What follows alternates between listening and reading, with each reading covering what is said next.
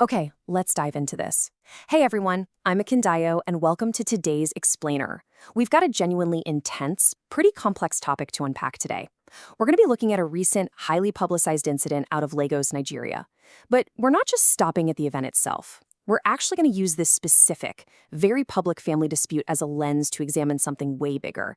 We're talking public safety, community responsibility, and the digital news ecosystem that just absolutely amplifies these moments. Like, how does a deeply personal tragedy become a trending topic overnight?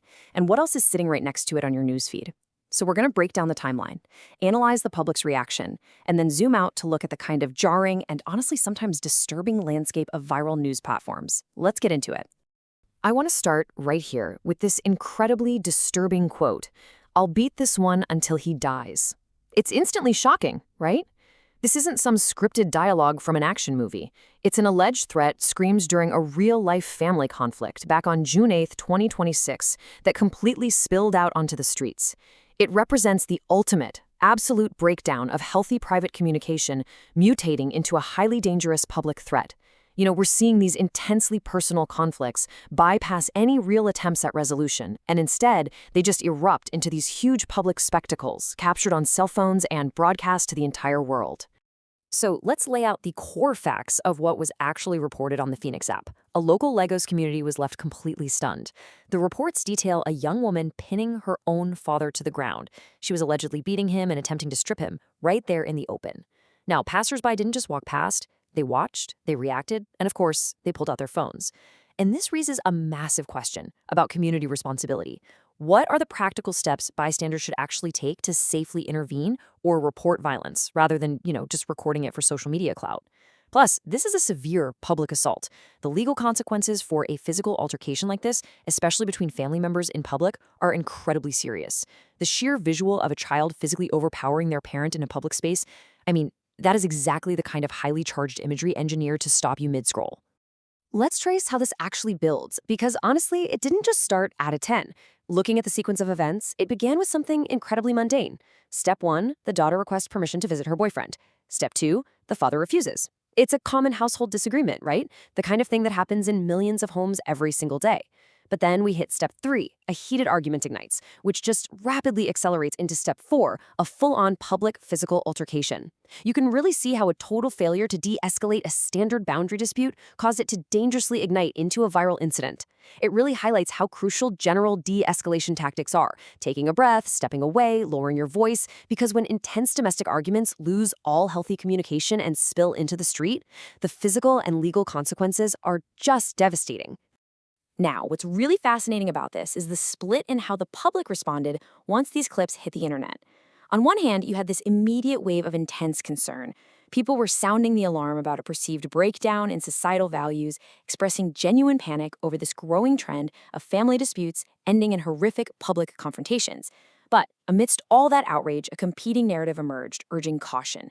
Other users were stepping in to hit the brakes, asking, wait, what led up to this? And telling people to hold off until the actual facts came out. And this is absolutely crucial. Short, viral social media clips rarely, if ever, provide the necessary context to draw safe or accurate conclusions. It's a perfect snapshot of the tension between our very human instinct for immediate emotional outrage and the responsible need for actual context. I want us to take a step back now. Let's kind of narratively zoom out from this single father-daughter incident and look at the broader platform where this story was actually published and consumed. The story was featured on the Phoenix app. To really understand viral outrage, we gotta define the ecosystem it lives in. This trending feed is a digital news environment where extreme local events, severe violent crimes, and lightweight celebrity updates are literally all thrown into the exact same arena, competing directly for your attention. It really forces us to ask, what does it do to our perception of the world when a deeply traumatizing family breakdown is packaged as just another piece of content to be consumed? And this perfectly illustrates exactly what I'm talking about. These aren't made-up examples, folks. You have headlines about female travelers being kidnapped on camera, sitting directly next to updates on Kelsey Parker expecting a baby. You have a massive bandit giveaway placed right beside a quote-unquote refreshing approach to say I love you. The jarring juxtaposition here is just wild.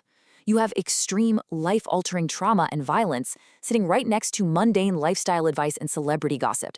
It creates an environment of absolute emotional whiplash for the reader. The darker side of this feed paints a pretty grim reality regarding public safety. We're seeing footage of herders assaulting a 56-year-old woman on her farm in front of her children. There are graphic videos of bandits abusing a hostage, a horrific gang rape of a 16-year-old in Anambra, armed clashes over cattle rustling in Sokoto. And listen, I'm listing these not to just shock you, but as a balanced news report to emphasize the sheer overwhelming volume of severe violent crime that is trending every single day. This is an ecosystem that heavily surfaces extreme graphic trauma. And remember, it's the exact same feed where our initial story of the family dispute was placed. It really shows an environment that fundamentally profits from displaying real-world danger. So the crucial point here is the stark irony in the app's promotional slogan. It says, "Never miss a breaking news. Get Phoenix for all local news and exciting videos." I want you to think about that word for a second. Exciting. Contrast a promise of excitement with the deeply traumatic real-world violence that is actually driving their traffic. The marketing presents the platform as this source of thrilling entertainment, while the underlying machinery is fueled almost entirely by human tragedy and shocking physical violence. It really makes you think about our own habits, right? It's why we need to strongly encourage stepping up and reporting harmful content instead of just sharing it further and feeding that machine. Which brings us to our final question for today.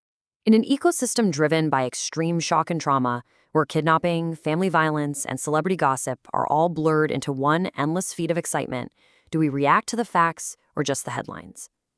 The next time a shocking clip, like the one from Lagos, crosses your screen, I really want you to think about the platform that's serving it to you.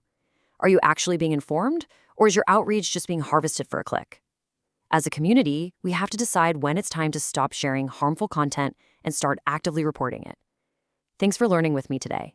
I'm Akundeo, and I'll see you on the next explainer.